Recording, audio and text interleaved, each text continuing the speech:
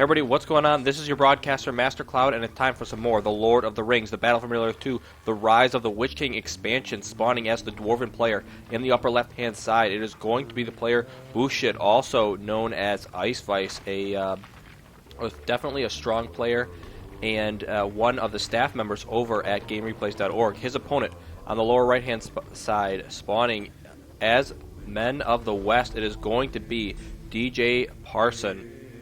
Or as Gondor, Men of the West. What's an additional one? Rohan. You know, they're all kind of mixed in this game. So I sort of take my pick each time. Now DJParson is actually also known in the bracket, I believe, as Melkor 555. So if you guys may see in the bracket, he did sign up as Melkor 555. However, that is going to be the player DJParson here. Now, if you guys have not been following my channel, I have been casting several tournament games lately. It was a tournament held in late April by GameReplays.org. And that put up 16 players against each other, all best of threes, and we are moving towards the semifinals here. The winner of this match will, in fact, advance to the semifinals, and we are already have a couple other players in that bracket waiting, one of them being Megrim or Swegrim, however he decides to spell his name at that particular day, or on that particular day. We do have some Gondor soldiers moving across the field here for DJ. However, he also has a very early archery range up, and this is pretty interesting as he has very quickly diversified his tech rather than just sticking to a single means of unit production. And actually, Bushit here going for a very early forge work, so this is going to be a direct counter to these Gondor soldiers and should be able to bulldoze over them quite easily if they are spotted. And it looks like IceVice, in fact, does know exactly where they are. It will immediately get a run through there. Those units being temporarily put on that shield formation, but it's just not going to be enough to stop that battle wagon from taking them out very, very easily. And now DJParson's a little nervous, needs to get some pikemen out on the field. It is going to be the Rohan Spearmen, obviously, rather, as he does not have the upgraded barracks yet where he can go for those Gondor Tower Guards. Some of the best pikemen in the game, however, of course, you need to purchase that upgrade for 400 resources first, and now is moving forward with all these troops.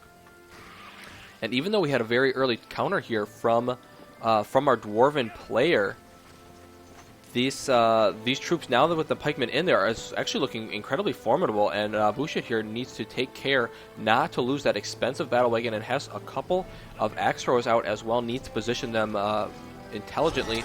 Throws down the rally call. Actually, the additional upgrade to the battle wagon goes down as well, but the rally call goes down by DJParson, and that's going to give these troops a lot of power. The battle wagon does manage to get a pretty nice run through there, launches a barrel out as well, kills off a majority of those archers. Looks like the Dwarven archers doing okay for now. Now running through the remainder of those archers, and an excellent job here by IceVice, managing to take out, I think it was like 3 or 4 units there with basically 2 units of his own. So either way, outnumbered and outgunned, was able to utilize that battle wagon extremely effectively and take out all of those troops. Now, as I mentioned, guys, the winner of this game will move on to the semifinal round. The reason, of course, I picked this game to cast was because of the map that we are on. This is the map called, I believe it's called Old Forest. And we finally get a map that's a little bit farther away from our typical, what we typically see on a 1 versus 1, that Fords of Eisen 2 map. So very happy that these players, one of them at least, decided to choose this map as their home map. Each player getting, of course, one map choice and then a final map choice. I believe is usually played on the Fords of Eisen if it does go to a best of three series. More axe throwers now moving forward. Those are targeting down those spearmen, which is going to be definitely the intelligent choice, as that does allow the battle wagon to freely sort of attack those vulnerable troops in the back. Horsemen, Gondor Knights now out for our men player, though, and that is going. They are going to steamroll all of those dwarves. This barracks is on fire here. If he has a builder, it can use that extinguished fire ability. The battle wagon actually goes down there. It looks like the horses or the pikemen caught up with it. Either way, all of this counter dwarven attack has been thwarted very, very quickly here. And once again, DJParson is looking to be in an okay position. We actually have the hero Prince Brand, Captain of Dale, out now for our Dwarven player. That's a very quick hero. Something we haven't seen recently in several of these past games. Most players opting for heroes, but IceVice here, or opting for units, but IceVice here opting for that hero, and actually immediately gets Brand up to level 2. That's going to be a really great pickup for Brand. Does he have that fountain or that well up back at home yet to heal those units? Looks like not quite yet. For now, he is focusing on attacking. A couple of these Axors caught on the front will escape into the mines. We'll actually have to see where he unloads them from. It needs to start dealing some damage to these pikemen so the Battle Wagon can run a little bit more freely. Prince Brand shows up. Additional pikemen to the north now as well. Might be able to get down an additional mine shaft here of IceVices. And even though he's holding off the attacks pretty well here, he is definitely losing a couple of structures and being scrambled to move his units about. Nevertheless, DJ, I think, doing a nice job, as well as IceVice. And apparently these players seem pretty evenly matched, I would say, as Prince Brand chases down a couple of rogue Rohan spearmen here that are moving around the backside of his base now. Prince Brand should be able to easily deal with just a couple units there. Even though they are up to level 3, will start to regen units. Prince Brand should be able to take them out pretty quickly here, and you can see each of those falling from a single arrow from the very powerful Prince Brand hero. Tons more axe throwers out, and I'm not sure if I agree with this choice, because our Dwarven player knows that the Men of the West player has Gondor Knights available to him, and this is just an easy run through here to take out 3 or 4 units. That Rohan Spearman actually eluding the death by Prince Brand, who does escape into a mine. Might pop him out here to focus on some of these horses. In fact, that is exactly what he does, but he doesn't have any pikemen, so these horses in a little bit of trouble. Gets the slam shot off, and it looks like these horsemen actually may go down, might be able to just get away, but not before dealing a little bit of damage themselves to some of these dwarves. You can see him actually microing them back and forth, trying to take out as many of these dwarven Axors as possible with Prince Brand back in the battle. Those horsemen, in fact, will not survive that attack. Meanwhile, in the center of the map, we do have several units moving out for DJParson. There is only Axors here for the dwarves. This Battle Wagon slightly out of range to grant that leadership bonus. They are now falling back in it within that range.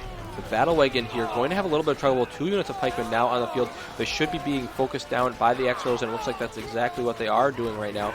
But we do have a hero out now for the men player, and that is going to be Faramir, the captain, captain of Gondor. The Battle Wagon trying to get around the back. A couple of pikemen still alive. Looks like it might be able to go for this building. However, there's more pikemen now reinforcing. And the Battle Wagon manages to slip through. Gets a nice run through on a decent amount of those archers. The slam, or not, it's not actually not a slam shot. It is going to be the wounding arrow shot goes down by Faramir. But in the meantime, is Prince Brand in the battle? Yes, he is. But all of his troops have actually been killed, and he is sitting alone here, actually hidden by this tree branch. And just now, DJParson does in fact spot him and begins focusing him down. IceVice realizes it is trying to pull Prince Brand back into the mine before he takes critical damage. But if he loses Prince Brand, that is going to be a terrible loss. Just barely manages to get him in the mine, as rebuilding heroes in patch 2.02 is takes it much longer than patch 2.01. So you definitely do not want those heroes to go down if it at all can be helped. More units now streaming out on the field by Gondor. And we actually see a very interesting wall hub placement here by Bushit rather, as he has placed that wall around the backside, preventing that mine from taking critical damage from the backside. On the lower side, we do have a couple of spearmen working down a mine shaft. The Battle Wagon gets a nice attack on a lot of those units. Faramir able to take it out, but not before several of those expensive rangers went down. Here comes a summon from our Gondor player. It is going to be his own hobbits, and now we have basically a giant hobbit battlefield with a few Gondor Knights and Dwarven Axe Throwers showing up as well to the party. We now actually have a Demolisher out here for IceVice, who is basically going for some crazy strategies right now. Needs to start moving this out across the field to begin to draw some fire of his opponent. I don't know if a Demolisher right now is going to be the best choice. He actually has Glowing out on the field as well. IceVice going for several heroes in this game. Where is Prince Brand? Is he still in the mine? I'm actually not sure. He may be around the backside. Looks like he's lost more mines, though, and at this point, IceVice in a lot of trouble.